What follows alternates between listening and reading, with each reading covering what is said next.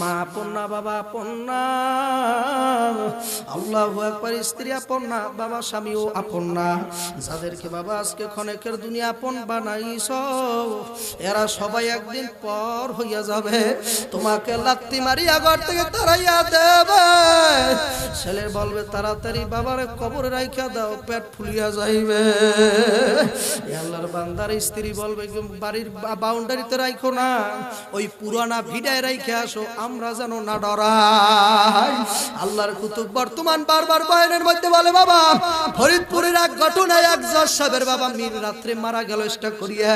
ছেলে দুইটা ডাক দিও কামা গোরে আব্বার লাশ লইয়া কেমনে সারা রাত ঘুমাবো। আল্লাহ স্ত্রী ডাক দিয়া কয় বাবার আমিও বা কেমনে থাকবো। গলার লাগে কাপড় লাগাইয়া টানতে টানতে 10 তলা থেকে নামাই